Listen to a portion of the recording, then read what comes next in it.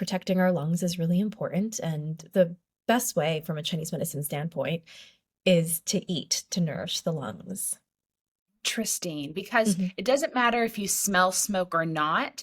You don't need to smell anything for the fibers and those different chemicals to be there. So that's Yeah. interesting that you immediately went to food. What are the foods that are good for our lung health? Yeah, so it's interesting. In Chinese medicine, every organ has a color to it, and the color of the lung organ is white. And so when we think about white foods, it's daikon radish, it's pear, cucumbers, napa cabbage, and it's all these foods that are so nourishing for the lungs. And growing up, I always would have a pear tea or poached Chinese pear whenever I was sick, whenever I had phlegm buildup or had a cough. And it was just something that I ate growing up, and it's so nourishing. It's so yummy. Like Chinese pears are crispy, sweet, and you can find them anywhere here, especially in the Asian grocery stores.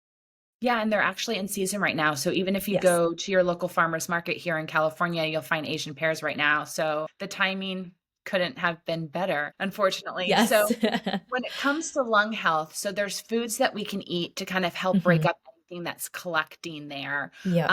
You are an acupuncturist. What are some Mhm. of the little points on our body that we can be touching and massaging to help make sure that we're keeping our lungs healthy? Yeah, one of my favorites is located right on the chest. We have our lung channel that starts over here. And this is, lung one and lung two point. And so somewhere in between here, it's usually very sore for people. It's also where our lymph nodes are accumulated. And just massaging here and breathing deep into the belly where we activate the diaphragm, this is going to open up the lung channel. Got And it. there's So also just yeah, it. exactly. And there's also amazing points on the hand. And I like to find this by just kind of crossing my fingers this way, and it's where the pointer lands into this little depression. And this point is called lung 7, Right at the and it's wrist. You so can amazing. feel the little, Exactly. like, the Yeah, little there's a little indentation divot right there. there. Yeah, Exactly.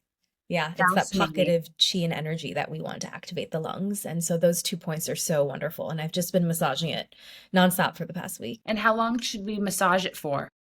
I would massage it for about 2 to 3 minutes, and making sure it's consistent. If you can do it twice a day, every single day, and that's when you get most of the benefits. Got it, because we're just moving any stagnant energy there or anything that's building Exactly. up? Exactly. And then the energy channels, they follow the channels. And because the lung channel starts here and goes into the wrist this way, it also gets into the organ. So we want to create that flow.